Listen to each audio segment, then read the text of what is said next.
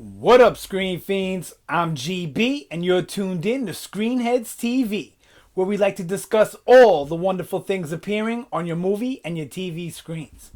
So in this episode, we're going to give our review on the Lego Batman movie, which I just saw today. I saw that, and I saw Fist Fight. Where to begin? Lego Batman. Okay, I loved it. I thought it was absolutely hilarious, and believe it or not, I actually enjoyed the action, as comical as it was. But it was a good movie. However, I'm a huge Batman fan. I'm a comic nerd. You know, this is the type of thing that I like. So my opinion is definitely a biased one. So whatever my rating goes, if you're not a huge Batman fan, take a point off of my rating. Okay? I give this movie a 4 out of 5. If you're not a huge Batman fan, give it a 3 out of 5, because I honestly think a lot of the jokes will be over your head. It'll still be funny. You'll still get a kick out of it. You know, whether you're a kid, an adult, you'll get a kick out of it no matter what. But it won't be as good as everyone says it's going to be if you're not a Batman fan. Because most of the people out there talking about it, reviewing it, are Batman fans. They're at least fans of the movies, if not of the comics. And this movie relies heavily on Batman lore and the history of the character on film as well as in the comics. I mean, if you're a Batman nut, this movie's heaven for you, because it's got little nods to everything. Even the old, what is it, 66? The 60s show. They even have nods to that. So there's a lot there for Batman fans. And so, you know, the comedy's there. You got Will Arnett playing Batman again. He's great as Batman. He gives that gruff, grizzled voice, and he can play that the conceited way, the Lego universe, the conceited way that they portray Bruce Wayne and Batman. He does it really well, Will Arnett. That's like his thing, you know. And Zach Galifianakis as the Joker was all right. I thought they probably could have got somebody better, or they could have at least gave him a little bit. I don't know. I feel he didn't, from the voice acting approach, he didn't feel very jokery to me. But you know, it would have been better if they got, you know, Mark Hamill. That would have been great. But you know, I understand it's supposed to be sillier, and Mark Hamill's Joker voice is really not all that silly. It's a little more menacing, but it could be silly at times. One thing that I feel they really, really nailed right was the relationship between Batman and the Joker, and the whole, how they're both basically obsessed with each other.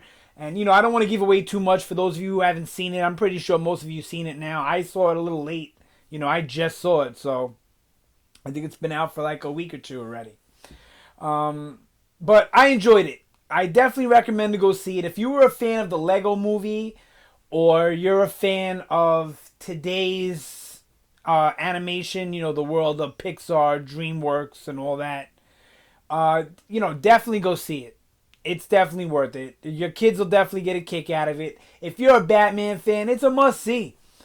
There's certain things. I would never go as far to say that this was the best representation of Batman on film. I've heard a couple people say that already. I don't agree to that.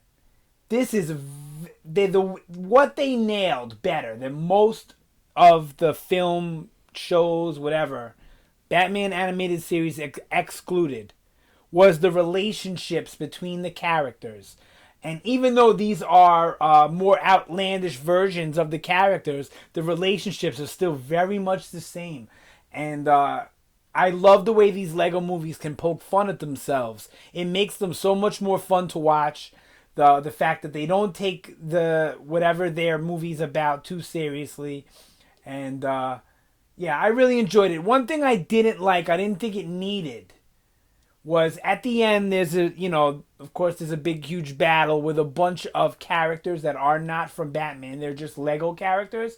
And I like the crossover element of it all, but these are characters that I feel like the movie didn't need, because they had enough characters they could have used that would have been fun.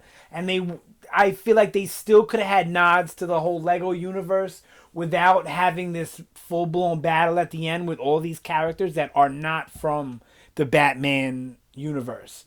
So, but with that being said, like I said, 4 out of 5, definitely. I recommend you go see it. If you're not a Batman fan, you know, it's not the best movie in the world. It's not the best animated movie I've ever seen.